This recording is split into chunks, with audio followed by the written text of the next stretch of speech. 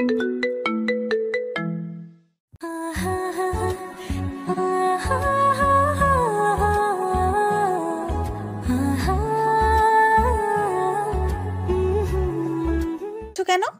না, এমনি বলেছি। ঠিক আছে, তুমি ঘুমিয়ে পড়ো। তারপর মারিয়া আমাকে জড়িয়ে ধরে শুয়ে পড়ল। তার চেহারার দিকে তাকালে বোঝা যায় তার মতো নিষ্পাপ কোনো মেয়ে হয় না।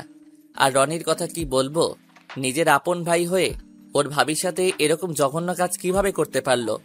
আর কোনো কিছু চিন্তা না করে ঘুমিয়ে পড়লাম। আজ 7 দিন পর অফিস থেকে বিকালে ছুটির পর আমি কোর্টে চলে গেলাম। তারপর ডিভোর্স পেপারটা নিয়ে বাসায় চলে আসলাম। ঠিকই ধরেছেন, আমি সব দিক দিয়ে চিন্তা করে দেখলাম মারিয়াকে আমি ডিভোর্স দিব। এই 7 দিনে আরো 2-3 বার এরকম দেখছি রনি মারিয়ার রুমে।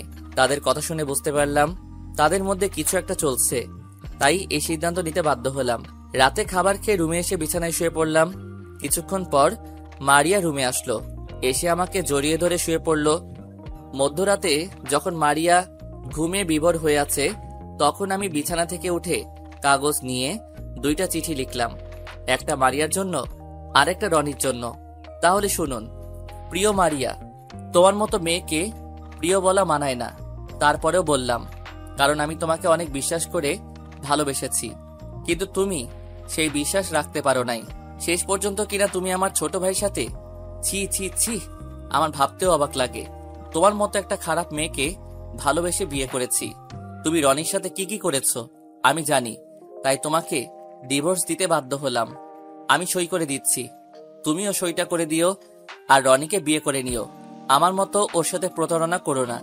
এখন তুমি ছাড়া ওর কেউ নেই। দোয়া করি তোমরা দুজনে সুখী থাকো। ইতি, তোমার হতভাগা স্বামী। এই ছিল মারিয়ার জন্য চিঠি। আর রনির জন্য একটা লিখেছি। তাহলে শুনুন। প্রিয় ছোট ভাই আমার, আমি ভাবতে পারি নাই তুই আমার সাথে এরকম করবি। তুই লাস্ট পর্যন্ত তোর ভাবির সাথে। ছি ছি ছি, তোকে আমি কখনো মা বাবার বুঝতে দেই নাই, আর সে কিনা তুই। থাক, আর বললাম না। আমি তোর মারিয়াকে ডিভোর্স দিয়ে দিচ্ছি। তুই ওকে বিয়ে করে সুখে থাকিস। আমি অনেক দূরে চলে যাচ্ছি, আমাকে খুঁজেও লাভ হবে না, আমাকে খুঁজে পাবি না। আমার দোয়া সব সময় তোর জন্য থাকবে। ভালো থাকিস। ইতি, তোর হতভাগা ভাই। এই ছিল রনির চিঠি। চিঠি দুটো লিখতে কখন যে চোখ থেকে 2 ফোঁটা পানি পড়ে গেল। ঘড়ির দিকে তাকিয়ে দেখি ভোর 5টা বাজে। তারপর ব্যাগটা গুছিয়ে মারিয়ার বালিশের উপর চিঠি এবং ডিভোর্স পেপার রেখে মারিয়ার দিকে কিছুক্ষণ তাকিয়ে রুম থেকে বেরিয়ে রনির রুমে আসলাম। রনির পড়ার টেবিলের উপর চিঠিটা রেখে রনির কপালে একটা চুমু দিয়ে বাসা থেকে বেরিয়ে আসলাম। তারপর রাস্তায় দিয়ে হেঁটে হেঁটে বাস কাউন্টারে চলে আসলাম। আমার বাসা থেকে বাস কাউন্টার কাছে, আসতে 10 মিনিট লাগে। তারপর একটা টিকিট কেটে বাসে গিয়ে বসলাম। বাস ছাড়বে 5টা 30 মিনিটে। এবার আপনাদের বলি, আমি এখন যশোর যাব, কারণ আমি বসকে বলে তার যশোর যে কোম্পানি আছে সেখানে বদলি হয়েছি। আমি ঢাকা থাকলে তাদের কথা মনে পড়বে। মারিয়ার থেকে আমার ছোট ভাইটার কথা বেশি মনে পড়ছে। কি করব বলুন, আমি তাদের সুখের জন্য দূরে চলে যাচ্ছি। আমি চাই তারা আমাকে ছাড়া সুখী থাকুক। প্রায় 5 ঘন্টা পর যশোর এসে পৌঁছে গেলাম। অফিস থেকে বাস কাউন্টারে আমার জন্য গাড়ি পাঠিয়েছে। তারপর গাড়ি করে অফিস থেকে দেওয়া বাসায় পৌঁছে গেলাম। আজ 5 বছর পর এখন আমি অন্য একটা অফিসে কাজ করি। আগের অফিসে ব্যবসা খারাপ হওয়ার কারণে বস সবকিছু বিক্রি করে বাহিরে চলে যায়। এরপর আমি অন্য একটা অফিসে চাকরি করি। এই অফিসের বস ঢাকায় তার যে কোম্পানি আছে সেগুলো দেখাশোনা করে। আমি যশোরে তার এই অফিস দেখাশোনা করি, কারণ বস আমাকে আগে থেকে চিনে। ওনার সাথে ঢাকায় পরিচয়। এখানে বসের যে কাজ সেগুলো আমি করি। বলতে গেলে এই অফিসটা আমি চালাই। এখন আর মারিয়া এবং ছোট ভাই রনির কথা তেমন মনে পড়ে না, কারণ সারাদিন কাজে বিজি থাকি। শুধু রাতে ঘুমাতে গেলে একটু মনে পড়ে। গতকাল অফিসে একটা নতুন ম্যানেজার আসবে, কারণ আমার অফিসের ম্যানেজার 7 দিন আগে মারা যায়। গতকাল বস আমাকে ফোন দিয়ে বলল অফিসের জন্য নতুন ম্যানেজার আসবে।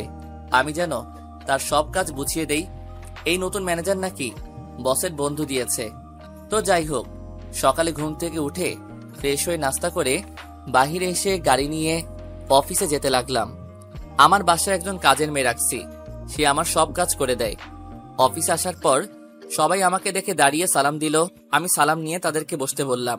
নিজের কেবিনে এসে চেয়ারে বসে অফিসের কিছু ফাইল দেখতে লাগলাম। হঠাৎ একটা মেয়ে দরজায় দাঁড়িয়ে বলল, ভিতরে আসতে পারি? জি আসুন। মেয়েটা ভিতরে এসে টেবিলের সামনে দাঁড়িয়ে বলল, আমি ঢাকা থেকে এসেছি, আমাকে রফিক স্যার পাঠিয়েছে। ঠিক আছে, বসুন। আর আপনার সার্টিফিকেটগুলো দেন। এই যে নিন। যেই না আমি মাথা উঁচু করে মেয়ের দিকে কাগজগুলো নিতে যাব, তখন মেয়েটাকে দেখে আমি মোটেও প্রস্তুত ছিলাম না। ঠিকই ধরেছেন মারিয়া, কিন্তু ও এখানে কিভাবে আসলো? তার মানে বস মারিয়াকে এই অফিসে ম্যানেজারের দায়িত্ব পালন করতে পাঠিয়েছে। মারিয়া হয়তো বিশ্বাস করতে পারছে না আমি এই অফিসে কাজ করি। মারিয়া আমাকে দেখে বলল, রাসেল, তুমি এখানে? তোমাকে আমি কত জায়গায় খুঁজেছি, কিন্তু কোথাও পাইনি। হ্যালো, এটা অফিস, আর আপনি আমার নাম ধরে ডাকছেন কেন? এখানে আমি আপনার বস, সো স্যার বলে ডাকবেন। মারিয়া হয়তো আমার কাছ থেকে এরকম কথা আশা করে নাই। মারিয়া মাথা নিচু করে কান্না করতে আসে। তোর মতো মেয়েকে আমি কখনো ক্ষমা করব না। শুধু ছোট ভাইয়ের জন্য কিছু না বলে চলে এসেছি, তা না হলে বাসা থেকে ঘাড় ধাক্কা দিয়ে বের করে দিতাম। এই 5টা বছরে মারিয়ার চেহারা অনেক পরিবর্তন হয়ে গেছে। কেমন যেন চেহারাটা আগের থেকে খারাপ হয়ে গেছে, আগের থেকে শুকিয়ে গেছে। হয়তো রনিকে বিয়ে করে সুখে নেই, আর এত বছরে হয়তো ছেলে সন্তান হয়ে গেছে। আমার সাথে চলুন, আপনার কাজগুলো বুঝিয়ে দিচ্ছি। মারিয়া কোনো কথা না বলে আমার পিছনে আসতে লাগলো। আমি আগে সবার সাথে পরিচয় করিয়ে দিলাম। তারপর মারিয়ার কেবিনে গিয়ে তাকে কাজ বুঝিয়ে দিয়ে নিজের কেবিনে চলে আসলাম। নিজের কেবিনে বসে ল্যাপটপে কাজ করতে লাগলাম। হঠাৎ রিয়া দরজার সামনে দাঁড়িয়ে বলল, আসতে পারি স্যার? আসো। স্যার, এই ফাইলটায় একটা সই লাগবে। ঠিক আছে, দাও। রিয়ার ফাইলটা সই করে দিলাম। রিয়া কেবিন থেকে চলে গেল। এখন আমি ভাবতে লাগলাম, রনি কোথায় আছে, কি করে? ওর চেহারা দেখি না। আজ 5 বছর হয়েছে। দুনিয়ায় আমি ছাড়া তার আপন কেউ নেই। মারিয়াকে কি জিজ্ঞেস করব? না না, ওকে বলা যাবে না। এত বছর যখন ভুলে থাকতে পারছি, এখনো পারবো। কি না করেছি তাদের জন্য। তার প্রতিদান এইভাবে দিল। রনির কথা মনে পড়তো না যদি মারিয়াকে না দেখতাম। হয়তো তারা এখন বিয়ে করে সুখে আছে। থাকুক তারা সুখে, আমি তো ডিভোর্স দিয়ে চলে এসেছি। এসব কথা ভাবতে ভাবতে দুপুরের খাবারের টাইম হয়ে গেছে। কেবিন থেকে বেরিয়ে আসতেই মারিয়ার কেবিনের দিকে তাকালাম। দেখি মাথা নিচু করে বসে আছে, হয়তো কান্না করছে। কান্না করলে আমার কি? তারপরেও কেমন যেন খারাপ লাগছে তাকে দেখে। তাই দাঁড়িয়ে না থেকে তার কেবিনের দরজায় দাঁড়িয়ে বললাম, ভিতরে আসতে পারি? আরে স্যার, আসুন, আমার কেবিনে আসতে অনুমতি লাগবে না। আমি ভিতরে ঢুকে দেখি মারিয়ার চোখ লাল হয়ে আছে, হয়তো অনেক কান্না করছে। আমি তার সামনে গিয়ে বললাম, আপনি খাবার খাবেন না? সবাই তো খাবার খেতে চলে গেছে। আমার খিদে নাই। আপনি তো খাবার না খেলে অসুস্থ হয়ে যাবেন। আমি জানি মারিয়া ঠিক টাইমে খাবার না খেলে অসুস্থ হয়ে যায়, তাই বললাম, আমার কিছুই হবে না, আপনি গিয়ে খেয়ে আসুন। আমি আর কোনো কথা না বলে কেবিন থেকে বেরিয়ে এসে ক্যান্টিনে এসে খাবার খেয়ে মারিয়ার জন্য 1 প্যাকেট বিরিয়ানি নিয়ে গেলাম। ভিতরে ঢুকে দেখি মারিয়া মাথা নিচু করে বসে আছে। নিন, খাবারটা খেয়ে নিন। আর এটা অফিস, ঘুমানোর জায়গা না। আমি গেলাম, আমার হাতে কাজ আছে। আমি বলছি খাবো না, আপনি খাবার নিয়ে যান। খাবার খাবেন না ফেলে দিবেন সেটা আপনার ব্যাপার। আমি গেলাম বলে মারিয়ার কেবিন থেকে বেরিয়ে এসে নিজের কেবিনে চলে আসলাম। চেয়ারে বসে কাজ করতে লাগলাম। হঠাৎ ফোনটা বেজে উঠল। তাকিয়ে দেখি বস ফোন দিছে। আসসালামু আলাইকুম স্যার, কেমন আছেন? ওয়ালাইকুম আসসালাম, ভালো আছি। তুমি কেমন আছো রাসেল? জি স্যার, আলহামদুলিল্লাহ ভালো আছি। তোমাকে যে কারণে ফোন দিয়েছি, মারিয়াকে এখন থেকে তোমার সাথে করে অফিসে নিয়ে যাবে এবং বাসায় নিয়ে আসবে। আর তুমি যে ফ্ল্যাটে থাকো তার পাশে যে ফ্ল্যাটটা খালি আছে সেখানে মারিয়াকে থাকার ব্যবস্থা করে দিবে। ঠিক আছে স্যার। শালা আর কাউকে পেলি না যার জন্য 5 বছর দূরে চলে এসেছি, এখন তাকে সাথে করে অফিসে নিয়ে এবং বাসায় নিয়ে আসবো? ফোন কেটে কাজে মন দিলাম। বিকেলে অফিস ছুটি হওয়ার পর বাহিরে আসলাম। বাহিরে এসে দেখি মারিয়া দাঁড়িয়ে আছে। আমি গাড়ি বের করে তার সামনে গেলাম। গাড়িতে উঠুন। মারিয়া গাড়ির পিছনে উঠতে গেলে আমি তাকে বলি, আমাকে কি আপনার ড্রাইভার মনে হয়? কেন স্যার? তাহলে তুমি সরি, আপনি গাড়ির পিছনে বসতে গেলেন কেন? সামনে এসে বসুন। মারিয়া কোনো কথা না বলে সামনের সিটে এসে বসলো। আমি মনে মনে বলি, তোর মতো মেয়েকে উচিত শিক্ষা না দিলে ভালো হবি না। তারপর আমি গাড়ি চালিয়ে বাসায় চলে আসলাম। মারিয়া গাড়ি থেকে নেমে দাঁড়িয়ে রইল। আমি গাড়িটা পার্কিং করে আসার পর তাকে বলি আমার সাথে আসার জন্য। মারিয়া আমার পিছনে পিছনে আসতে লাগলো। মারিয়া হয়তো ভাবছে লিফটে করে যাব, কিন্তু না, আমি তাকে হাঁটাতে হাঁটাতে আমার সাথে করে উপরে নিয়ে আসলাম। 3 তলায় আসার পর তার ফ্ল্যাটের চাবি ওর হাতে দিলাম। এটা আপনার রুম, আর পাশেরটা আমার। আর যদি কিছু লাগে আমাকে বলবেন। আর এই নিন আপনার অগ্রিম 1 মাসের বেতন। যা যা লাগবে কিনে নিবেন। আপনার নাম্বারটা দেওয়া যাবে? কেন, নাম্বার দিয়ে কি করবেন? না, যদি কিছু দরকার হয় তাহলে আপনাকে ফোন দিয়ে বলতাম। ঠিক আছে, নিন। তারপর নাম্বার দিয়ে আমি আমার রুমে ঢুকে গেলাম। তার রাতে খাবার খেতে যাওয়ার পর মারিয়ার কথা মনে পড়ল। ও হয়তো কিছু খায়নি, তাই কাজের মেয়ের হাতে ওর জন্য খাবার পাঠিয়ে দিলাম। কেন জানি মারিয়াকে দেখে অনেক মায়া লাগে। খাবার খেয়ে রুমে চলে আসলাম। রুমে এসে শুয়ে শুয়ে ভাবতে লাগলাম, কেন করেছিলে আমার সাথে এরকম? যদি এরকম না করতে তাহলে কত সুন্দর করে জীবনযাপন করতে। তোমার কোনো কিছুর কমতি রাখি নাই। তোমাকে ভালোবাসাটা আমার অপরাধ ছিল, তাহলে কেন করলে এমন? আমি তো কোনো দোষ করি নাই। তুমি জানো, এখনো রাতে শুতে গেলে তোমার কথা মনে পড়ে।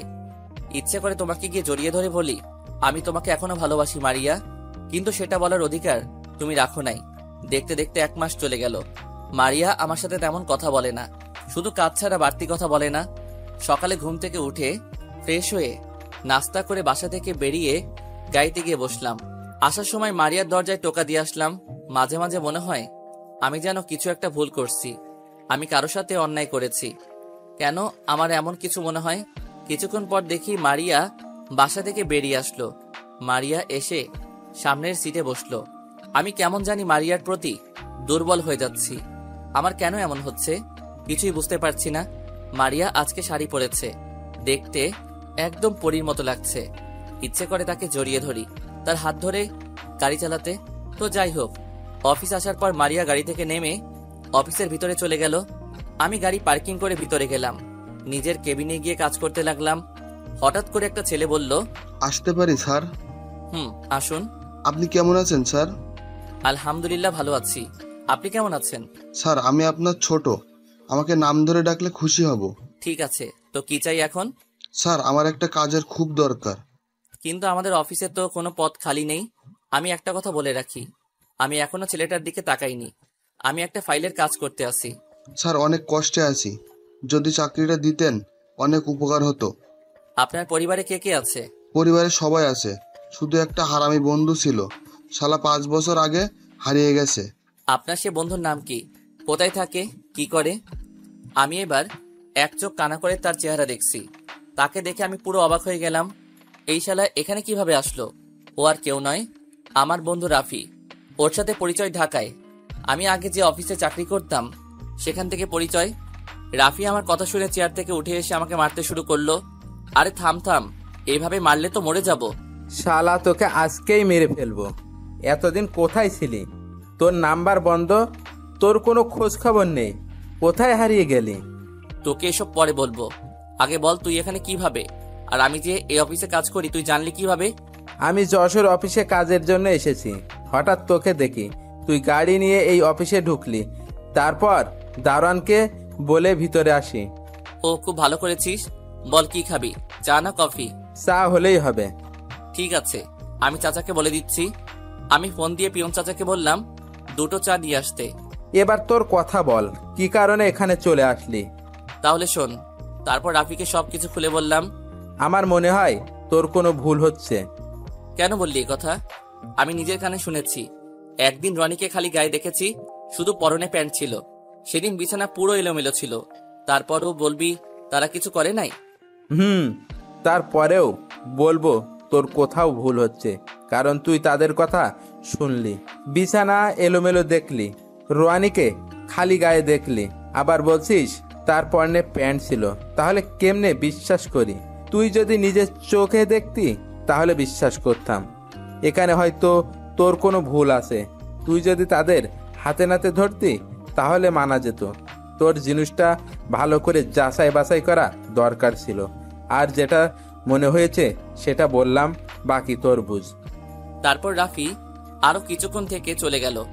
আমি কিছুক্ষণ কাজ করে কেবিন থেকে বেরিয়ে মারিয়ার কেবিনের দিকে তাকালাম। ওর দিকে তাকিয়ে দেখি কার সাথে যেন ফোনে হেসে হেসে কথা বলছে। হয়তো রনির সাথে কথা বলছে। বিকেলে অফিস থেকে বাসায় যাওয়ার সময় মারিয়াকে জিজ্ঞেস করলাম, রনি এখন কি করে, কোথায় থাকে? কিছুদিন হয়েছে পড়ালেখা শেষ করেছে, এখন একটা অফিসে চাকরি করে। তার পড়ালেখার খরচ কিভাবে চলছে? আমি একটা অফিসে চাকরি নিচ্ছি, যা বেতন পেতাম তাদের সংসার চালিয়েছি, আর রনের পড়ালেখা চলছে। ও, আমি আর কোনো কথা বললাম না। বেশি কথা বললে তার মায়ায় পড়ে যাব। এমনি তাকে দেখলে আমি কেন জানি ওর প্রতি দুর্বল হয়ে পড়ি। বাসায় আসার পর মারিয়া গাড়ি থেকে নেমে চলে গেল। আমি গাড়ি পার্কিং করে বাসার ভিতরে চলে গেলাম। পরের দিন অফিসে বসে কাজ করতে আসি। হঠাৎ একটা পিচ্চি মেয়ে আমার রুমে আসলো। চেহারা দেখতে একদম মাশাআল্লাহ, অনেক সুন্দর। হঠাৎ তার পিছনে দিয়ে যে ঢুকলো, তাকে দেখে আমি পুরো অবাক হয়ে গেলাম। অভিমান বেশি সময় বাঁচিয়ে রাখতে নেই। বহু বছর পর অভিমান ভাঙলে গিয়ে দেখবে যার সাথে অভিমান সে আর নেই, হয়তো দূরে কোথাও হারিয়ে গেছে, আর তখন সরি বলার সুযোগটুকুও হারিয়ে যাবে। কান্নার মতো গভীর কিছু নেই। একজনের দুঃখ অন্যজনকে স্পর্শ করে না, কিন্তু একজনের চোখের জল অন্যজনকে স্পর্শ করে। হঠাৎ তার পিছন দিয়ে যে ঢুকলো, তাকে দেখে আমি পুরো অবাক হয়ে গেলাম। ঠিকই ধরেছেন, এ আর কেউ নয়, আমার ছোট ভাই রনি। ও এখানে কেন? আমার মনে হয় মারিয়া বলেছে। তাহলে এই বাচ্চা মেয়েটা তাদের, দেখতে একদম মারিয়ার মতো হয়েছে। রনি আমার সামনে আসলো, তখন আমি বললাম, তুই এখানে কেন এসেছিস? আপনার কাছে কিছু জানতে এসেছি। আমার কাছে কি জানতে এসেছিস? আমাদের ছেড়ে কেন এসেছেন? সেটা তুই ভালো করে জানিস। আমি কিছুই জানি না, আপনার কাছে জানতে চাই। আমি তোর কাছে বলতে বাধ্য নই। তুই এখনই আমার কেবিন থেকে বেরিয়ে যা। আর কারো কেবিনে ঢুকতে অনুমতি লাগে, সেটা মনে হয় তোর জানা নেই। সবকিছু জানা আছে, শুধু আপনার কাছ থেকে কিছু জানতে এসেছি। জানা হয়ে গেলে চলে যাব। আমি এখানে থাকতে আসি নাই। কি জানতে চাস? আমাকে আর ভাবিকে না বলে কেন চলে এসেছেন? কি অপরাধ ছিল আমাদের? আমি জানতে চাই। তুই আর তোর ভাবি আমার সাথে প্রতারণা করেছিস। তুই তোর ভাবির সাথে রুমে কি করেছিস? তোর সাথে খেলে মজা পায়, আমার সাথে খেলে মজা পায় না। আমাকে বিয়ে না করে যদি তোকে বিয়ে করত, তাহলে অনেক ভালো হতো। তারপরও বলবি আমি ভুল বলছি? আপনি কি কখনো ভাবির সাথে খারাপ কাজ করতে দেখেছেন? সরাসরি দেখি নাই, কিন্তু একদিন তুই আর তোর ভাবি রুমে কথা বলতে আমি দরজার বাহির থেকে সব শুনেছি। তারপর যখন রুমে ঢুকি, তখন তোর গায়ে কোনো জামা দেখি নাই। তুই আমাকে দেখে জামা গায়ে দিছস, আর দেখছি পুরো বিছানা এলোমেলো হয়ে আছে। তারপর বলবি তোদের মাঝে কিছুই হয়নি? আমি একটা কথা বলি আপনাকে, মাঝে মাঝে চোখের দেখা ভুল হয়। মানে কি বলতে চাস তুই? আমি ভুল দেখছি? আপনি ভুল দেখছেন এবং ভুল শুনছেন। একটা কথা বলি, আমি ভাবিকে কখনো ওরকম চোখে দেখে নাই। আমাদের তো কোনো বোন নেই। আমি ভাবিকে নিজের বড় বোনের চোখে দেখছি। আপনি কি করে ভাবলেন আমি ভাবির সাথে এরকম জঘন্য কাজ করতে যাব? তাহলে তুই বলতে চাস তোর ভাবির সাথে কিছুই হয়নি? আমার সাথে ভাবির কিছুই হয়নি। তাহলে যে আমি দরজার আড়াল থেকে যে কথাগুলো শুনেছি, সেগুলো কি মিথ্যা? তোর শরীরে জামা ছিল না, তারপরে বলবি সব মিথ্যা? পুরো বিছানা এলোমেলো হয়েছিল, তারপরেও বলবি সবকিছু মিথ্যা? তারপরেও বলবো সবকিছু মিথ্যা। আপনি যে কথাগুলো শুনছেন। আচ্ছা, একটা কথা বলেন, আপনি ভাবির সাথে কি খেলা খেলে হেরে যেতেন সব সময়? আমি তার সাথে লুডো খেলায় হেরে যেতাম। ঠিকই ধরেছেন। আমিও ভাবির সাথে ওই সময় লুডো খেলেছিলাম। আমি কড়ি মারার পর ভোটের বাইরে চলে যাই, তখন ভাবি কড়িটা হাতে নিয়ে নেয়। আমি শয়তানি করে তার থেকে কড়িটা নিতেছিলাম, তখন ভাবি বলে গড়িটা ছেড়ে দিতে, কিন্তু আমি ছাড়ি নাই। ভাবি আবার বলে আমি অনেক ফাজিল হয়ে গেছি। তাহলে যে তোর ভাবি তোকে বলল আমাকে বিয়ে না করে যদি তোকে বিয়ে করত, তাহলে অনেক ভালো হতো। আর তোর শরীরে জামা ছিল না কেন? বিছানা এলোমেলো ছিল কেন? আমাকে বিয়ের কথা তো মজা করে বলেছে, আর আমার শার্টের বোতাম একটা খুলে পড়ে গেছে। ওই ভাবিকে বললাম বোতামটা লাগিয়ে দিতে, তারপর ভাবি বলল শার্টটা খুলে দিতে। আমি তাকে শার্টটা খুলে দিই, তারপর ভাবি বোতাম লাগিয়ে দেয়। আর বিছানা এলোমেলো হয়েছিল, কারণ লুডুর কড়িটা কাড়াকাড়ি করার সময় এলোমেলো হয়ে যায় বিছানা। তার মানে তোদের মাঝে কিছুই হয়নি। আমি খালি খালি সন্দেহ করে তোদেরকে ভুল বুঝলাম। আমার জিনিসটা ভালো করে যাচাই বাছাই করার দরকার ছিল। আমি না বুঝে এত বড় কাজ কিভাবে করলাম? একটা কথা বলি আপনাকে, ভাবি আপনাকে অনেক ভালোবাসে। আপনার চিঠিটা পড়ে ভাবি পুরো অবাক হয়ে যায়। তার থেকে আরো বড় অবাক হয় ডিভোর্স পেপার পেয়ে। তখন ভাবি আমার রুমে কান্না করতে আসে। আমার হাতে আপনার চিঠি আর ডিভোর্স পেপার দেয়। তখন আমি চিঠিটা পড়ে আমিও অবাক হয়ে যাই। হঠাৎ আমার টেবিলের ওপর একটা কাগজের উপর চোখ যায়। চিঠিটা হাতে নিয়ে পড়তে থাকি। পড়ে আমি নিচে বসে যাই। তারপর ভাবি আর আমি অনেক কান্না করি, আপনাকে অনেক খোঁজাখুঁজি করি, কিন্তু কোথাও পাইনি। 2 মাস পর ভাবি একটা অফিসে চাকরি নেয় আর আমার পড়ালেখার খরচ চালায়। ভাবির কষ্ট দেখে আমিও কয়টা টিউশনি করাই। আস্তে আস্তে ভাবির প্রমোশন হয়। তারপর থেকে সব টিউশনি ছেড়ে দিই। অনেক কষ্টে পড়ালেখা শেষ করে এখন একটা অফিসে চাকরি করি। আল্লাহ দিলে বেতন মোটামুটি ভালো। আমার মুখ দিয়ে আর কোনো কথা বের হচ্ছে না, শুধু চোখ দিয়ে অশ্রু ঝরে পড়ছে। আজ নিজের ভুলের কারণে এত কিছু হয়েছে। মারিয়া কি এখন আমাকে ক্ষমা করবে? তার তো কোনো দোষ নেই, সব দোষ আমার। তোর সাথে এই মেয়েটা কে?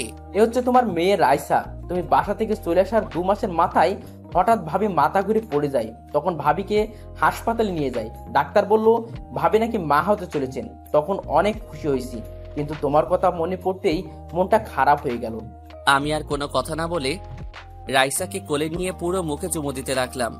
তারপর রাইসাকে কোল থেকে নামিয়ে দিয়ে রনির কাছে গেলাম। যখনই রনির পা ধরতে যাব, তখন রনি আমাকে ধরে ফেলে।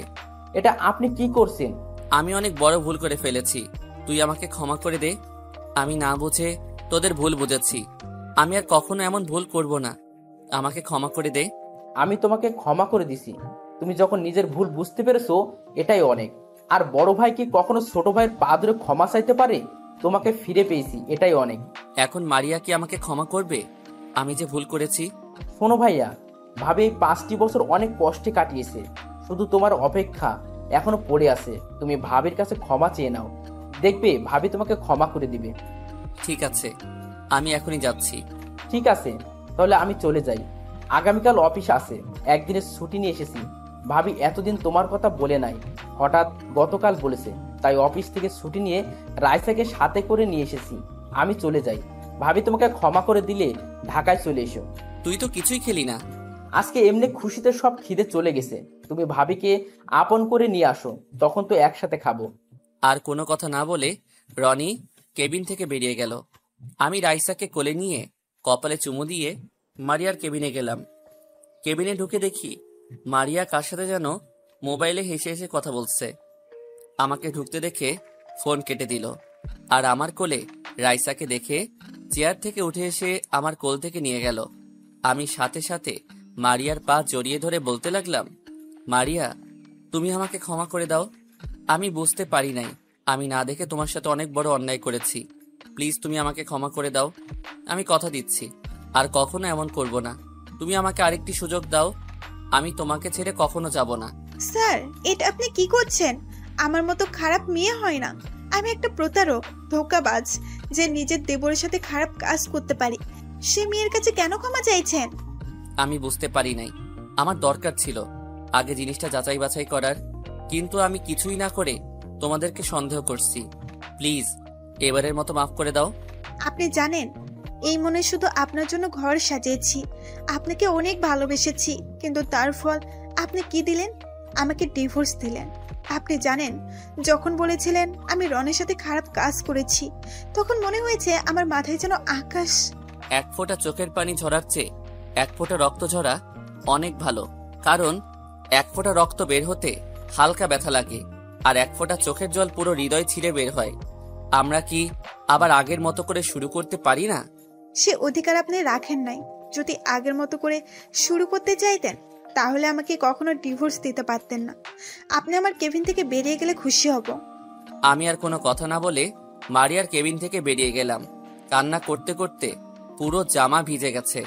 নিজের কেবিনে এসে চেয়ারে বসে কান্না করতে লাগলাম। আমি তোমাকে আপন করে নিব মারিয়া, তুমি যত কষ্ট দাও, অপমান করো, আমি কিছু বলবো না।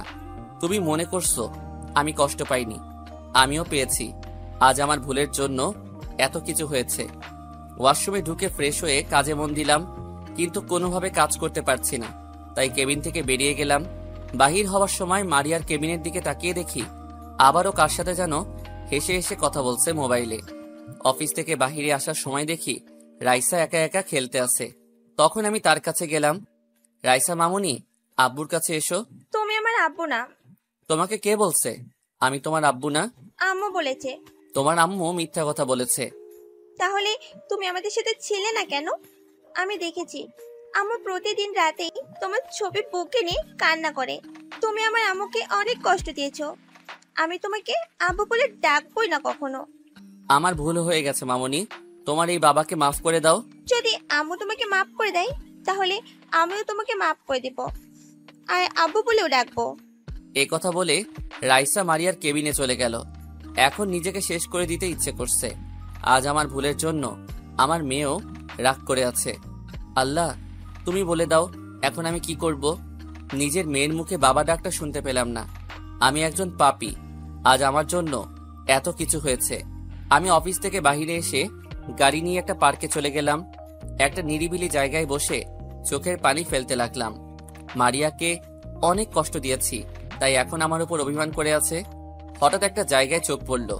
রিয়ার মতো মেয়েকে দেখে একটা ছেলেকে জড়িয়ে ধরে বসে আছে। আমি তাদের সামনে গেলাম। রিয়া আমাকে এখানে হয়তো আশা করে নাই। স্যার আপনি এখানে? এমনি আসলাম, অফিসে ভালো লাগছে না তাই পার্কে আসলাম। তা তুমি আজকে অফিসে যাও নাই কেন? আসলে স্যার সকালে ঘুম থেকে উঠতে দেরি হয়ে গেছে, তাই আর অফিসে যাইনি। সরি স্যার, কালকে থেকে এরকম হবে না। তা ওকে তোমার সাথে? আসলে স্যার মানে বুঝতে পেরেছি। তা কতদিনের সম্পর্ক? আজ 2 বছরের। তোমার বাবা মা জানে? এখনো জানাই নাই। জীবন এখনো কোনো কাজ পায়নি, টাকার জন্য চাকরি করতে পারছে না। তুমি কতটুকু পর্যন্ত পড়েছো? স্যার অনার্স কমপ্লিট করেছি। ঠিক আছে, কালকে সার্টিফিকেটগুলো নিয়ে অফিসে দেখা করবে। ধন্যবাদ স্যার। এখানে ধন্যবাদ দেওয়ার কিছু নেই, তোমার সমস্যার কারণে চাকরিটা দিতেছি। স্যার আপনি অনেক বড় উপকার করলেন। ঠিক আছে, তাহলে এখন যাই। কালকে ওকে নিয়ে অফিসে চলে আসবে। ঠিক আছে স্যার। আমি আর কোনো কথা না বলে পার্ক থেকে বেরিয়ে এসে গাড়ি নিয়ে সোজা অফিসে চলে গেলাম। খাওয়া দাওয়া কিছু ভালো লাগছে না। ভিতরে ঢুকে নিজের কেবিনে যাওয়ার সময় মারিয়ার কেবিনের দিকে তাকিয়ে দেখি রাইসাকে খাবার খাওয়াচ্ছে। বিকেলে অফিস শেষ করে বাহিরে এসে গাড়ি নিয়ে অপেক্ষা করতে লাগলাম মারিয়ার জন্য। কিছুক্ষণ পর দেখি মারিয়া রাইসাকে কোলে করে নিয়ে বেরিয়ে আসলো। কোনো কথা না বলে সামনের সিটে এসে বসে পড়ল। মারিয়ার দিকে তাকিয়ে দেখি চোখ দুটো লাল হয়ে আছে, হয়তো কান্না করেছে। আমি কোনো কথা না বলে গাড়ি চালাতে লাগলাম। মারিয়া কোনো কথা বলছে না। রাইসা মারিয়ার কোলে ঘুমিয়ে পড়েছে। রাস্তার পাশে দেখি ফুচকার দোকান। মারিয়া আবার ফুচকা খেতে পছন্দ করে, তাই মারিয়াকে বললাম, মারিয়া চলো ফুচকা খেয়ে আসি। আমি খাবো না, আপনার খেতে মন চাইলে গিয়ে খেয়ে আসেন। আমার মনটা খারাপ হয়ে গেল। আমি আবার গাড়ি চালাতে লাগলাম। কিছুক্ষণ পর বাসায় এসে পৌঁছে গেলাম। ভিতরে ঢুকে আমি গাড়ি পার্কিং করলাম। রাইসাকে আমার কোলে দাও। ধন্যবাদ আপনাকে, আমি তাকে কুলে নিয়ে যেতে পারবো। মারিয়া, এমন কথা বলো না, আমার অনেক কষ্ট হয়। রাইসা যেমন তোমার মেয়ে তেমন আমারও মেয়ে। প্লিজ তুমি তাকে আমার থেকে দূরে সরিয়ে রেখো না। মারিয়া কি যেন ভেবে আমার কোলে রাইসাকে দিল। তারপর লিফটের উপরে উঠলাম। মারিয়া চাবি দিয়ে রুমের দরজা খুলে ভিতরে ঢুকলো। আমিও তার সাথে ঢুকলাম। ভিতরে ঢুকে দেখি রাইসার ছবি দিয়ে পুরো রুম সাজিয়ে রেখেছে। হঠাৎ একটা ছবি দেখে আমি পুরো অবাক হয়ে গেলাম। আপনারা কি ভাবছেন, আমার ছবি?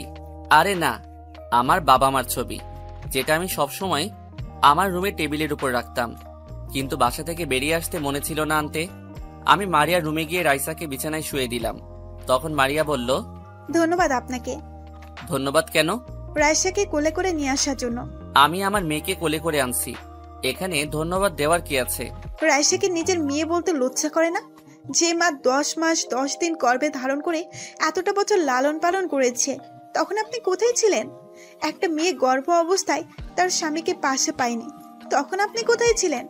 মেয়েটা আমাকে জিজ্ঞেস করে, মা আমার বাবা কোথায়? তখন আপনি কোথায় ছিলেন? এখন বলতে এসেছেন আমার মেয়ে আমার মতো রাইসাও আপনাকে ঘৃণা করে। আমি তো বলছি আমার ভুল হয়ে গেছে, আমাকে তুমি ক্ষমা করে দাও। আমাকে তুমি যে শাস্তি দিবে দাও, তবুও আমার মেয়ের থেকে দূরে সরিয়ে রেখো না। আপনি আমার রুম থেকে বেরিয়ে গেলে আমি খুশি হব। আমি মাথা নিচু করে মারিয়ার রুম থেকে বেরিয়ে আসলাম। তারপর নিজের রুমে গিয়ে ফ্রেশ হয়ে বিছানায় শুয়ে পড়লাম। হঠাৎ মনে পড়ল রনির কথা, তার সাথে কথা বলা দরকার। কিন্তু আমার কাছে তো রনির নাম্বার নেই। তাই বিছানা থেকে উঠে গিয়ে মারিয়া রুমের সামনে এসে কলিং বেল চাপ দিলাম। কিছুক্ষণ পর মারিয়া দরজা খুলে দিল।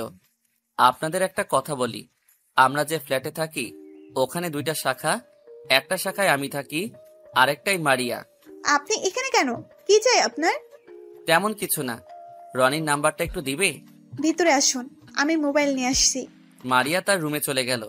আমি আব্বু আম্মুর ছবিটা হাতে নিয়ে দেখতে লাগলাম। পিছন থেকে মারিয়া বলল, নাম্বার উঠান। আমি ছবিটা রেখে নাম্বারটা মোবাইলে নিয়ে নিলাম। তারপর বেরিয়ে আসলাম।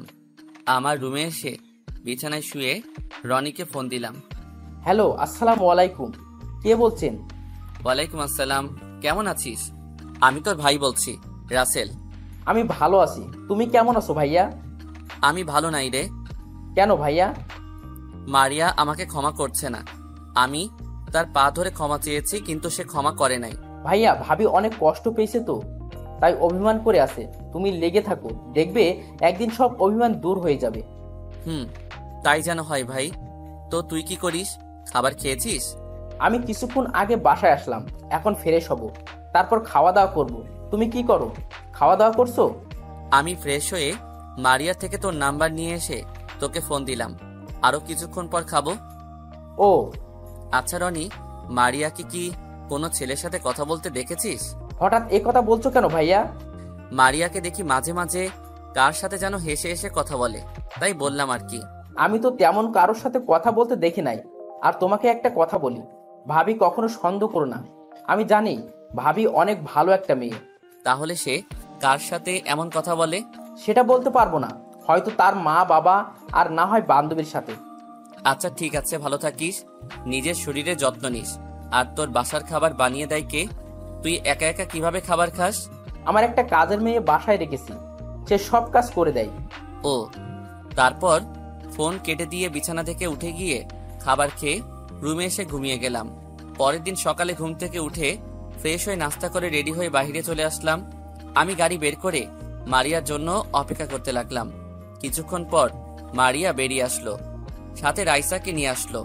মারিয়া আজকে একটা নীল রঙের শাড়ি পরেছে, দেখতে অনেক সুন্দর লাগছে। মারিয়া গাড়িতে এসে বসলো। আমি রাইসাকে বললাম, কেমন আছো রাইসা মামুনি? আমি ভালো আছি, আপনি কেমন আছেন? আমি ভালো নেই মামুনি, তুমি আমাকে একটাবার বাবা বলে ডাকো। কখনো না, আমার বাবা নেই, মাই আমার কাছে সবকিছু। আমি তোমাকে ঘৃণা করি। মারিয়া অন্যদিকে তাকিয়ে আছে, সে কোনো কথা বলল না। নিজের চোখ দিয়ে 2 ফোঁটা পানি পড়ে গেল। চোখের পানি মুছে গাড়ি চালাতে লাগলাম। কিছুক্ষণ পর অফিসে পৌঁছে গেলাম। মারিয়া আর রাইসা গাড়ি থেকে নেমে ভিতরে চলে গেল। আমি গাড়ি পার্কিং করে অফিসের ভিতরে চলে গেলাম। নিজের কেবিনে গিয়ে চেয়ারে বসে কাজ করতে লাগলাম।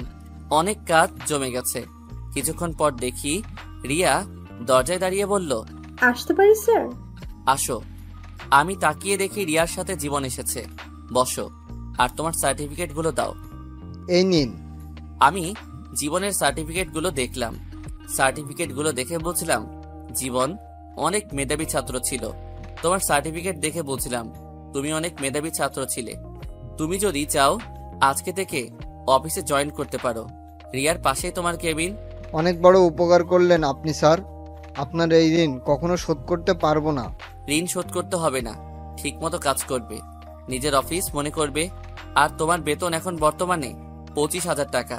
কাজ দেখে পরে বাড়িয়ে দেওয়া হবে। ঠিক আছে স্যার, আর আমি আজকে থেকে জয়েন করতে চাই।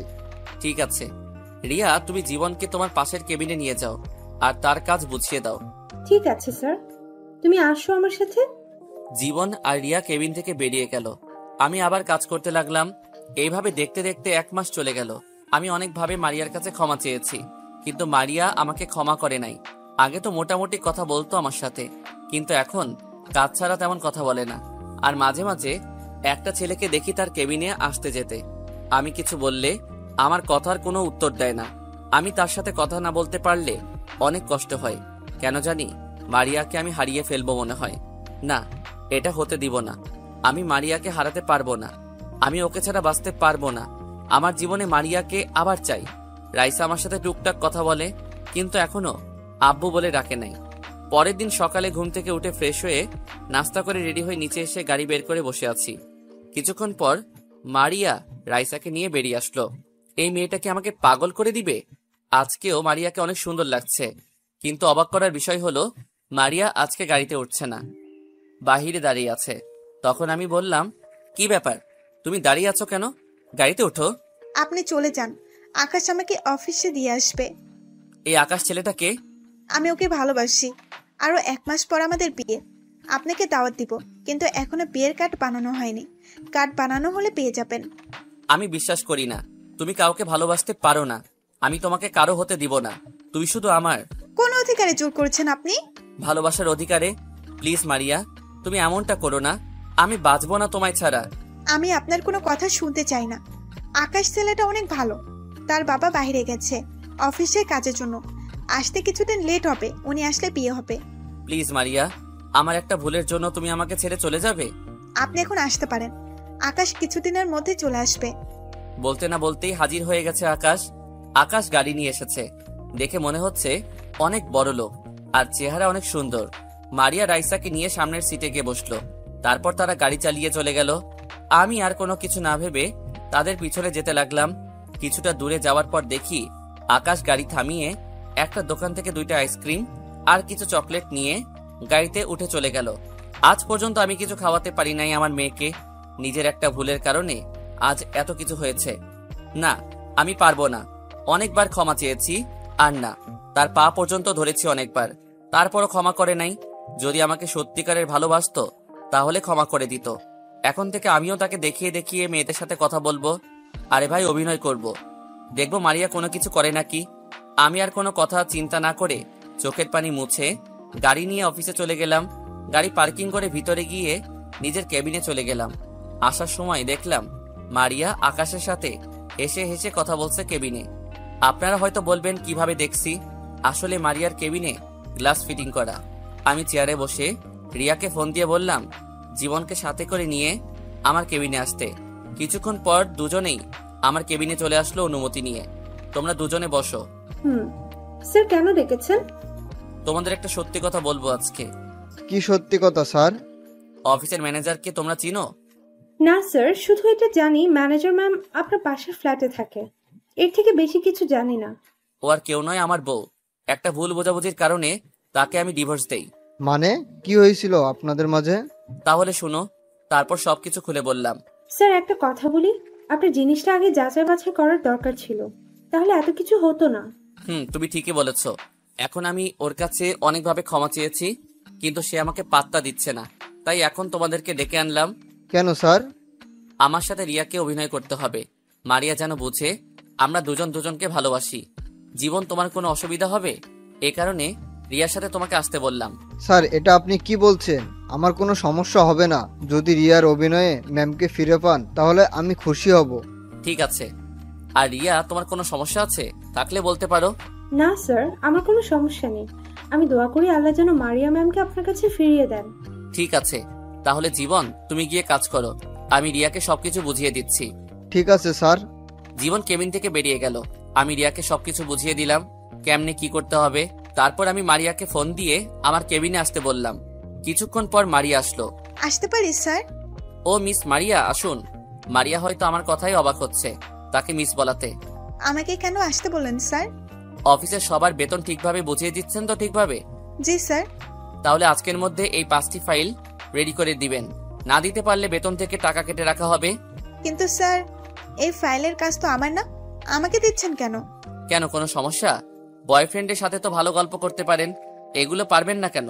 আপনাকে কি বসে থাকার জন্য চাকরি দিছে? আমি কোনো কথা শুনতে চাই না। এই নাও তোমার কফি। ও তুমি? তোমার হাতের কফি না খেলে আমি আবার কাজ করতে পারি না। এই কারণে তো প্রতিদিন তোমাকে নিজের হাতে কফি বানিয়ে খাওয়ায়। আপনি এখনো দাঁড়িয়ে আছেন কেন? যান, গিয়ে ফাইলগুলো রেডি করে দেন। মারিয়া কোনো কথা না বলে ফাইলগুলো হাতে নিয়ে কেবিন থেকে বেরিয়ে গেল। চেহারা কেমন যেন হয়ে গেছে, হয়তো আমার এমন ব্যবহার আশা করে নাই। রিয়া, এবার তুমি গিয়ে কাজটা করো, যখন ফোন দিব তখন চলে আসবে। ঠিক আছে স্যার। আর ম্যামের চেহারা দেখে বুঝলাম অনেক কষ্ট পেয়েছে। ওটা কোনো সমস্যা না, পরে ভালোবাসা দিয়ে পুষিয়ে দিব। রিয়া রুম থেকে বেরিয়ে গেল। আমি জীবনকে ফোন দিয়ে বললাম, মারিয়ার কেবিন থেকে আকাশ ছেলেটা কি বের হয়েছে? তখন সে বলল বের হয়ে গেছে। যাক, তাহলে ওষুধে কাজ হয়েছে। আমি বসে বসে কাজ করতে লাগলাম। হঠাৎ মোবাইলটা বেজে উঠল। তাকিয়ে দেখি রনি ফোন দিচ্ছে। কেমন আছিস রনি? ভালো আছি ভাইয়া, তুমি কেমন আছো? আমিও ভালো আছি। তা কোথায় তুই? আমি অফিসে আছি, হাতে তেমন কাজ নেই, তাই তোমাকে ফোন দিলাম। ও, তো নাস্তা করেছিস? করেছি, তুমি করছো ভাইয়া? করেছি। আচ্ছা রনি, মারিয়া কি তোকে কিছু বলেছে? কেন ভাইয়া? মারিয়া নাকি আকাশ নামে একটা ছেলেকে ভালোবাসে, আবার তারা নাকি বিয়ে করবে। এই ব্যাপারে তুই কিছু জানিস? আমি তো কিছুই জানি না, আমার সাথে তো ভাবি এ ব্যাপারে কথা বলে নাই। ঠিক আছে, তুই তোর অফিসের বস থেকে কিছুদিনের জন্য ছুটি নিয়ে এখানে আয়, আর আকাশ ছেলেটাকে তার সবকিছু বাহির করতে হবে। আর তুই যে এখানে আসবি তোর ভাবি যেন না জানে। এখানে এসে একটা হোটেলে উঠবি। ঠিক আছে ভাইয়া, আমি আজকে ছুটি নিয়ে কালকে সকালে রওনা দিব। ঠিক আছে, ভালো থাকিস, পরে কথা হবে। ফোনটা কেটে আবার কাজে মন দিলাম। কাজ করতে করতে দুপুরের লাঞ্চের টাইম হয়ে গেছে, তাই কেবিন থেকে বেরিয়ে আসতে মারিয়াকে দেখি এখনো বসে বসে কাজ করতে আছে। চেহারা কেমন শুকিয়ে গেছে। রাইসা চেয়ারে বসে মারিয়ার মোবাইল টিপতে আছে। কেমন যেন খারাপ লাগছে মারিয়ার চেহারার দিকে তাকিয়ে। তোমার কাছে অনেকবার ক্ষমা চেয়েছি, তারপরও তুমি ক্ষমা করো নাই, তাই বাধ্য হয়ে এরকম করেছি। তুমি অন্য ছেলের সাথে কথা বললে আমার অনেক খারাপ লাগে।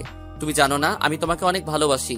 আর কোনো কিছু চিন্তা না, ক্যান্টিনে এসে খাবার খেয়ে 2 প্যাকেট বিরিয়ানি নিয়ে আসলাম।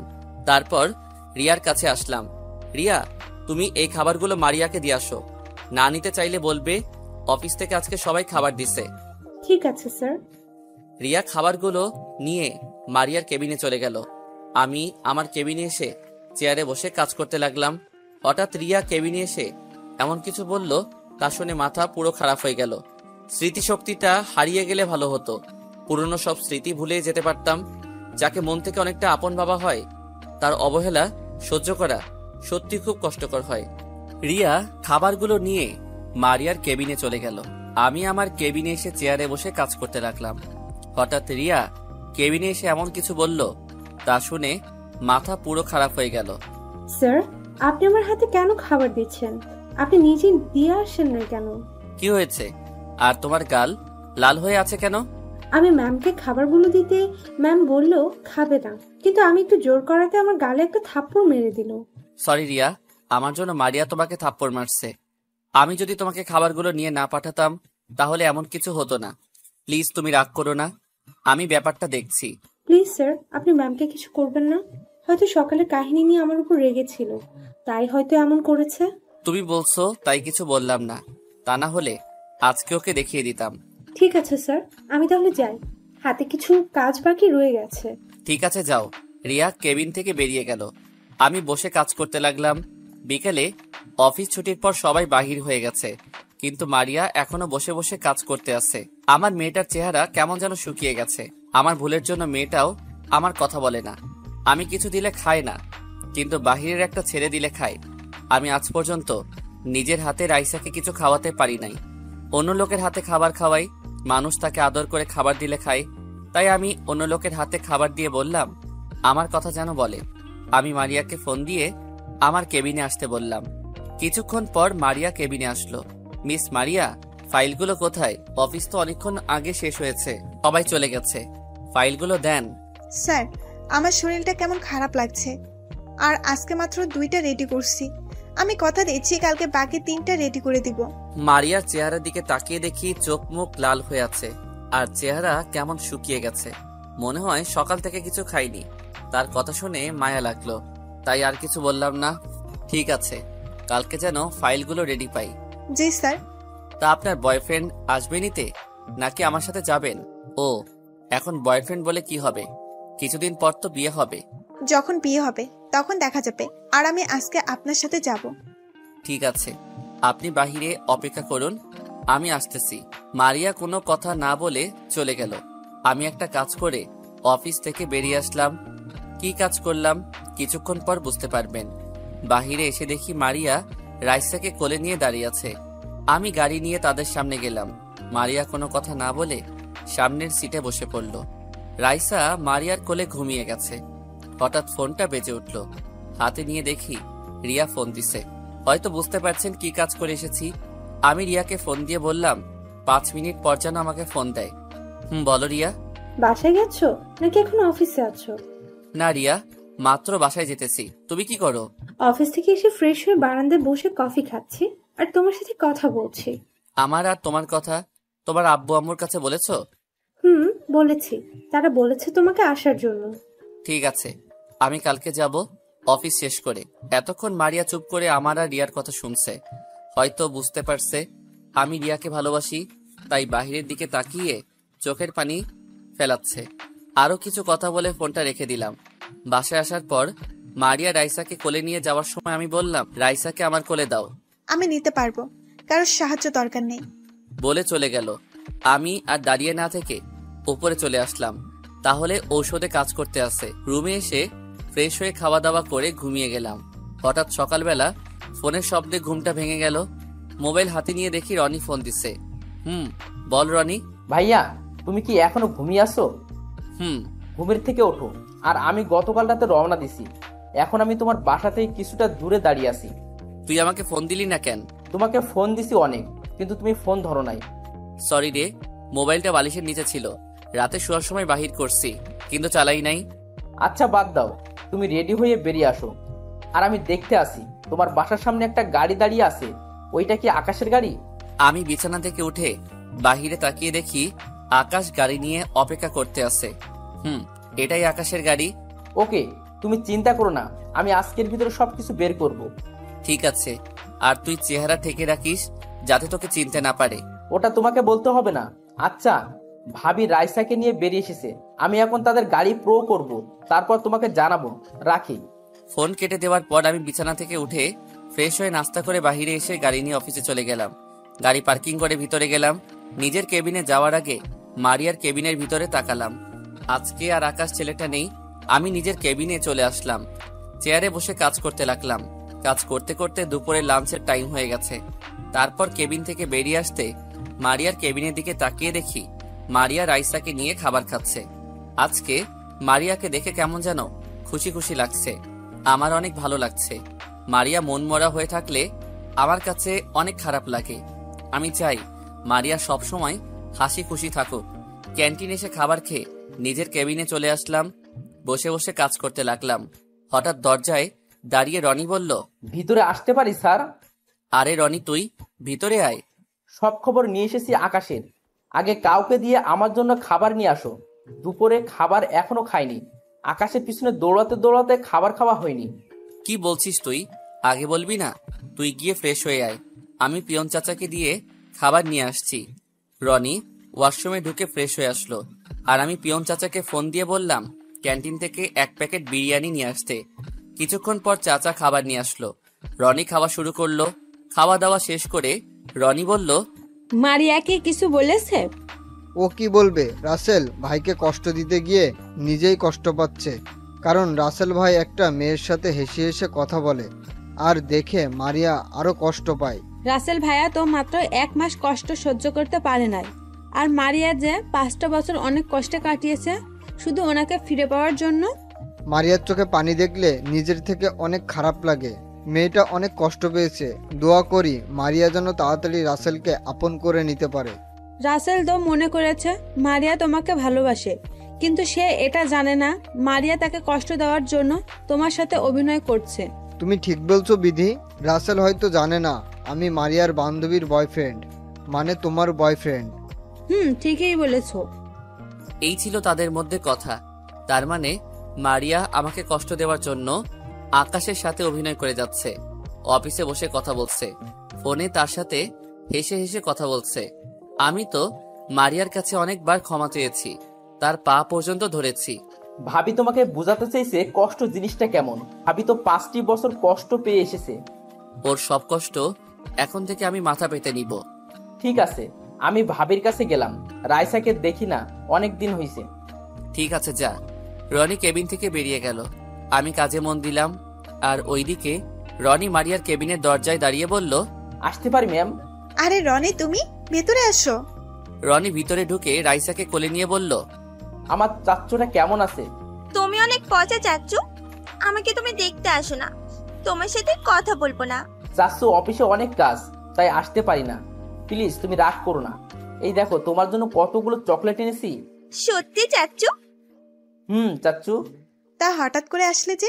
আমাকে তো বলনি তুমি আসবে। সারপ্রাইজ দিব বলে বলি নাই, আর রাইসাকে দেখতে ইচ্ছা করছিল তাই আসলাম। তা তোমার অফিসের কাজ কেমন চলছে? অনেক ভালো।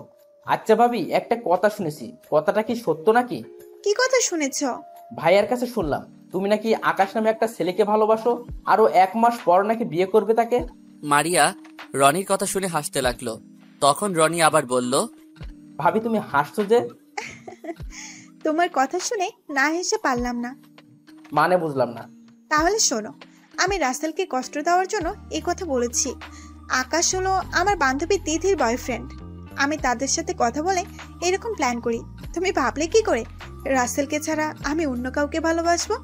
রাসেল আমার এখনো পুরো হৃদয় জুড়ে আছে। আমি তাকে কখনোই ভুলতে পারবো না। ভাইয়া তো সত্যি মনে করেছে, তাই আমাকে ঢাকা থেকে ফোন করে নিয়ে আসলো। আর আকাশকে তার সব খবর বাহির করতে। সকাল থেকে দুপুর পর্যন্ত আকাশের পিছনে যেতে সবকিছু জানতে পারলাম, তাই তোমার কাছে আবার শুনতে চাইলাম। তারপর মারিয়া যেটা বলল আমি তো অবাক হয়ে গেলাম। তাহলে রিয়া ছোট্ট একটা ভুলের কারণে যে অজুহাত দেখিয়ে চলে যায়, সে কখনো পাশে থাকার যোগ্য নয়। মিথ্যা আশ্বাস দিয়ে কাউকে সাময়িক আনন্দ দেওয়ার চেয়ে সত্য বলে কষ্ট দেওয়া অনেক ভালো। তারপর মারিয়া যেটা বলল আমি তো অবাক হয়ে গেলাম। তার মানে রিয়া সবকিছু বলে দিছে। আর আমি এটাও জানি রিয়া রাসেলের সাথে অভিনয় করছে আমাকে দেখানোর জন্য। রিয়া সকালে অফিসে আসার পর আমাকে সবকিছু খুলে বলেছে। তাহলে তুমি ভাইয়াকে মেনে নিচ্ছ না কেন? ভাইয়া তো তোমার কাছে ক্ষমা চেয়েছে, সে নিজের ভুল বুঝতে পেরেছে। তাকে এত তাড়াতাড়ি ক্ষমা করে দিই কিভাবে? আমি অনেক কষ্ট পেয়েছি, তাই তাকে ক্ষমা করি নাই। কিন্তু তাকে কষ্ট দিয়ে নিজেও কষ্ট পাই, তাই কিছুদিনের মধ্যে আপন করে নিব। কিছুদিন কেন? সেটা সময় হলে জানতে পারবে। আমি বুঝি না তোমার ভিতরে কি চলছে। শুধু একটুই বলবো, ভাইয়াকে আপন করে নাও। আমি জানি তুমি ভাইয়াকে ডিভোর্স দাওনি। তোমার কথা রাখতে এখন আমি ভাইয়াকে কিছু বলি নাই। তুমি কি করে ভাবলে আমি রাসেলকে ডিভোর্স দিব? আমি ওকে আমার জীবনের চেয়েও অনেক ভালোবাসি। ঠিক আছে, তাহলে আমি চলে যাই। দরকার হলে ফোন দিও। আম্মু, একটা কথা বলি, রাগ করবে না তো? না আম্মু, বলো কি কথা বলবে? আমি আব্বুর কাছে যাই। আমার মুখে আব্বু ডাক শোনার জন্য আব্বু অনেক কষ্ট করছে, কিন্তু আমি বলি নাই। প্লিজ আম্মু, আব্বুর জন্য আমার অনেক খারাপ লাগে। মারিয়া মেয়ের কথা শুনে কান্না করে দিল। মাত্র বছরের মেয়ের এমন কথা শুনে মারিয়া আর মানা করতে পারে নাই। ঠিক আছে মা, তুমি তোমার আপুর কাছে যাও। রাইসা আর 1 মিনিট দেরি করলো না, সাথে সাথে দৌড়ে আমার রুমে চলে আসলো। রনি মারিয়ার থেকে বিদায় নিয়ে চলে গেছে। হঠাৎ আমি রাইসাকে আমার কেবিনে দেখে অবাক হয়ে গেলাম। রাইসা কখনো আমার কেবিনে নিজে থেকে আসে নাই। রাইসা এসে আমাকে জড়িয়ে ধরলো। আব্বু, আমাকে তুমি ক্ষমা করে দাও। আমি জানি তুমি অনেক কষ্ট পেয়েছো। আমি আর তোমার থেকে দূরে থাকবো না। আমি সব সময় তোমার সাথেই থাকবো। আমি রাইসাকে জড়িয়ে ধরে পুরো মুখে চুমু দিতে লাগলাম। নিজের চোখ দিয়ে 2 ফোঁটা পানি পড়ে গেল। এটা কষ্টের পানি না, খুশির পানি। আমার মেয়ে আমাকে আব্বু বলে ডেকেছে। এভাবে আরো কিছুদিন চলে গেল। এখন মারিয়া আমার সাথে অফিসে আসে এবং বাসায় যায়, কিন্তু কারণ ছাড়া কোনো কথা বলে না। রাইসা এখন আমার কাছে থাকে অফিসে। এটাতে মারিয়া কিছু বলে না। মাঝে মাঝে দেখি মারিয়া আমার আর রাইসার দুষ্টুমি দেখে মুচকি মুচকি হাসে। এখন দেখি মারিয়া সব সময় হাসি খুশি থাকে অফিসে। একদিন অফিসে বসে কাজ করতে আসছি, হঠাৎ মারিয়া আমার কেবিনের সামনে এসে বলল, ভিতরে আসতে পারি স্যার? তোমার আসতে অনুমতি লাগবে না, ভিতরে আসো। তা কি করে হয়? আপনি বর্তমানে অফিসের বস, নিয়ম তো মেনে চলতে হবে। সবার জন্য নিয়ম থাকলেও তোমার জন্য নেই। তুমি যেন সময় আসতে পারো। যাক ও কথা, যে জন্য এসেছি। এই নিন কার্ড। কালকে আমার বাসায় আপনার দাওয়াত। কিসের দাওয়াত? আমার বিয়ের দাওয়াত। মারিয়ার মুখে বিয়ের কথা শুনে মনটা খারাপ হয়ে গেল। তখন মারিয়া বলল, আপনি কালকে চলে আসবেন, রাতে কাজে ডেকে বিয়ে হবে। মারিয়া, আমাকে কি আবার আপন করে নেওয়া যায় না? আমি তো নিজের ভুল বুঝতে পেরেছি, তোমার পা পর্যন্ত ধরেছি। আমি গেলাম, আমার হাতে কাজ আছে। আর একটা কথা, কালকে যদি অফিসটা বন্ধ দিতেন তাহলে অনেক ভালো হতো, সবাইকে দাওয়াত দিতে পারতাম। ঠিক আছে, তুমি সবাইকে বলে দিও। মারিয়া আর কোনো কথা না বলে কেবিন থেকে বেরিয়ে গেল। কথাটা বলতে অনেক কষ্ট হয়েছে। মারিয়া যদি কালকে বিয়ে করে তাহলে আমিও এই দুনিয়া ছেড়ে চলে যাব। রাইসা এতক্ষণ আমার কোলে ছিল। আপু, তুমি কান্না করছো কেন? তুমি কান্না করো না। তুমি কান্না করলে আমার অনেক খারাপ লাগে। তোমার আম্মু আমাকে ছেড়ে অন্য কাউকে বিয়ে করবে, আমি কান্না না করে পারি আম্মু? তুমি কান্না করো না, দেখবে সবকিছু ঠিক হয়ে যাবে। কি ঠিক হবে আম্মু? তোমার আম্মু তো বলেছে কালকে বিয়ে করবে। বিয়ে করবে বলেছে, কিন্তু এখনো তো করে নাই। কালকে আগে আসুক, তারপর দেখা যাবে। দেখি কি হয়। বিকেলে অফিসের কাজ শেষ করে গাড়ি নিয়ে আমি আর রাইসা বসে আছি। কিছুক্ষণ পর দেখি মারিয়া বেরিয়ে আসলো। দেখে মনে হচ্ছে অনেক খুশি, কিন্তু আমার বুকটা ফেটে যাচ্ছে। মারিয়া আমাকে ছেড়ে অন্য ছেলেকে বিয়ে করবে। আপনাদের একটা কথা বলতে ভুলে গেছি, মারিয়া আমাকে যে কার্ডটা দিছে আমি ওটা এখনো খুলে দেখি নাই, কারণ মারিয়ার কথা শুনে দুনিয়া অন্ধকার হয়ে গেছে। মারিয়া সামনের সিটে এসে বসলো। রাইসা আমার কোলে বসে আছে। আমি গাড়ি চালাতে লাগলাম।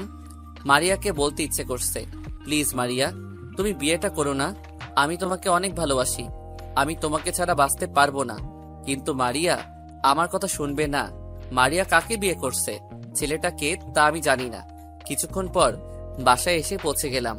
মারিয়া রাইসাকে আমার কোল থেকে নিয়ে চলে গেল। আমি গাড়ি পার্কিং করে নিজের রুমে চলে আসলাম। রুমে এসে বিছানায় শুয়ে চোখের পানি ফেলতে লাগলাম। হঠাৎ রনির কথা মনে হলো, তাই রনিকে ফোন দিলাম। কিন্তু অবাক করার বিষয় হলো রনির মোবাইল বন্ধ। বিপদের সময় রনির মোবাইলও বন্ধ। কোনো রকম রাতটা না খেয়ে পার করলাম। সকালে ঘুম থেকে উঠে ফ্রেশ হয়ে বাহিরে চলে আসলাম। সারাদিন বাহিরে কাটিয়ে বাসায় আসলাম। বাসার সামনে আসার পর দেখি পুরো বাসাটা সাজিয়ে রেখেছে। আমি ভিতরে ঢুকে নিজের রুমে চলে আসলাম। রুমে এসে বিছানায় শুয়ে পড়লাম। সারাদিন কিছু খাইনি। হঠাৎ দরজায় কে যেন ধাক্কাতে লাগলো। আমি ভিতর থেকে বললাম, কে? আব্বু, আমি রাইসা, দরজা খুলো। রাইসার কথা শুনে বিছানা থেকে উঠে দরজা খুলে দিলাম। রাইসার দিকে তাকিয়ে দেখি তাকে অনেক সুন্দর করে সাজিয়ে দিছে। আব্বু, তুমি এখনো রেডি হও নাই? কিছুক্ষণ পরেই অনুষ্ঠান শুরু হয়ে যাবে, সবাই চলে এসেছে। আমার ভালো লাগছে না আম্মু, তুমি যাও। তোমার জন্য একটা সারপ্রাইজ আছে, তাড়াতাড়ি রেডি হয়ে আসো। কি সারপ্রাইজ আম্মু? আগে তুমি রেডি হয়ে আসো। কান্না করতে করতে পুরো মুখটা ফুলিয়ে ফেলেছে। কি করব বলো আম্মু? তোমার আম্মু আমাকে ছেড়ে অন্য ছেলেকে বিয়ে করতেছে। আমি নিজের চোখে তোমার আম্মুর বিয়ে কিভাবে দেখব? আগে তুমি রেডি হয়ে আসো, আমি তোমার জন্য অপেক্ষা করতেছি। কালকে থেকে তো অনেক কষ্টে চোখের পানি ঝরছে, আজকে খুশিতে ঝরবে। যাও, তাড়াতাড়ি রেডি হয়ে আসো। আমি রাইসার কথা শুনে ভাবনায় পড়ে গেলাম। খুশিতে চোখের পানি ঝরবে মানে? যদি মারিয়া অন্য ছেলেকে বিয়ে করে তাহলে আমি নিজেকে শেষ করে দিব। তারপর ওয়াশরুমে গিয়ে ফ্রেশ হয়ে রেডি হয়ে রাইসার সাথে মারিয়ার বাসায় গেলাম। ভিতরে ঢুকে দেখি অফিসে সবাই এসেছে। আমাকে দেখে সবাই সালাম দিল। হঠাৎ একজনকে দেখে অবাক হয়ে গেলাম। রনি এখানে, তাকে ফোন দিলাম, কিন্তু ফোন বন্ধ ছিল। ও আসবে আমাকে তো বললো না। রনিকে দেখে মনে হচ্ছে অনেক খুশি, কিন্তু আমার বুকটা ফেটে যাচ্ছে। রনি আমাকে দেখে সামনে আসলো। ভাইয়া, তোমার আসতে এত দেরি কেন? আগে বল, তোর মোবাইল বন্ধ কেন? ভাবি বলেছে মোবাইল বন্ধ করে রাখতে। কেন? সেটা কিছুক্ষণ পর বুঝতে পারবে। আসো আমার সাথে। কোথায় যাব আমি? গেলেই বুঝতে পারবে। আমি আর কোনো কথা না বলে রনির সাথে যেতে লাগলাম। রনি আমাকে একটা রুমে নিয়ে গেল। রুমের ভিতরে ঢুকে দেখি মারিয়া। রনি আমাকে রেখে চলে গেল। মারিয়া আগে গিয়ে দরজা বন্ধ করে আসলো। তারপর মারিয়া যেটা করলো তার জন্য মোটেও প্রস্তুত ছিলাম না। কি ভাবছেন, খারাপ কিছু? আরে না। মারিয়া আমাকে জড়িয়ে ধরে কান্না করে দিল। এই মারিয়া, তুমি কান্না করছো কেন? আমাকে তুমি ক্ষমা করে দাও, তোমাকে অনেক কষ্ট দিয়েছি। আমি তোমাকে কষ্ট দিতে চাইনি, কিন্তু অভিমান ছিল তোমার উপর, তাই তুমি এতবার ক্ষমা চাবার পরও ক্ষমা করি নাই। আমি জানি তোমার অনেক কষ্ট হয়েছে। প্লিজ তুমি আমাকে ক্ষমা করে দাও। কথা দিচ্ছি আমি তোমাকে আর কখনো কষ্ট দিব না। সারা জীবন তোমার বুকে থাকবো, কখনো কষ্ট দিব না। তুমি আমাকে ক্ষমা করে দাও। আমার নিজের ভুলের জন্য আজ এত কিছু হয়েছে। আমি যদি জিনিসটা যাচাই বাছাই করতাম তাহলে এত কিছু হতো না। তুমি তো মাত্র 2 মাস কষ্ট দিছো, আর তুমি আমার জন্য 5টি বছর কষ্ট পেয়েছো। 2 মাস কষ্ট পেয়ে বুঝেছি আপন কেউ দূরে গেলে কতটা কষ্ট পেতে হয়। তুমি আমাকে ক্ষমা করে দাও। আমি আর কখনো তোমাকে ভুল বুঝবো না। আমাকে আরেকটি সুযোগ দাও, দেখবে ভালোবাসা দিয়ে সব কষ্ট দূর করে দিব। তোমাকে আমি আবার কি সুযোগ দিব? তুমি তো এখন আমার স্বামী। মানে? তুমি তো বলেছিলে আমাকে ডিভোর্স দিছো, এখন আমি আবার তোমার স্বামী হলাম কেমন করে? আরে পাগল, আমি তো ডিভোর্স পেপারে সই করি নাই। তুমি আমাকে ছেড়ে চলে আসার পর আমি ডিভোর্স লেটার ছিঁড়ে ফেলেছি। তার মানে তুমি এখনো আমার স্ত্রী? তাহলে বললে যে আজকে তোমার বিয়ে। আরে হাদারাম, তুমি একটাবার কার্ডটা খুলে দেখেছো? তোমাকে কার্ডটা দেবার পর তুমি যখন বলেছো কিসের কার্ড, তখন মাথায় একটা বুদ্ধি আসলো, তাই বললাম বিয়ের কার্ড। তখন তোমার মুখটা দেখার মতো ছিল, পরে ভাবলাম আজকে তা পুষিয়ে দেব। তাহলে আমাকে কিসের দাওয়াত দিলে? তোমার মনে আছে আজকে কত তারিখ? আজকে তো 22 তারিখ। কেন বলো তো? তুমি ভালো করে মনে করতে থাকো, আজকে এটা কিসের দিন? আমি তখন চিন্তায় পড়ে গেলাম, কিসের দিন হতে পারে মনে পড়ছে না। তখন মারিয়া আবার বলল, আরে আজকে তোমার জন্মদিন, তুমি দেখি তোমার জন্মদিনের কথা ভুলে গেছো। আমি কখনো ভুলি নাই, প্রতি বছর তোমার জন্মদিন পালন করতাম তোমাকে ছাড়া। তাই আজকে ছোট্ট করে একটা অনুষ্ঠান করলাম, তোমার অফিসের সবাইকে দাওয়াত দিলাম। আমি সাথে সাথেই মারিয়াকে জড়িয়ে ধরে কান্না করে দিলাম। মেয়েটা আমাকে এত ভালোবাসে, আমি কি করে পারলাম ওকে ডিভোর্স দিতে? এখন নিজেকে নিজেই শেষ করে দিতে ইচ্ছে করছে।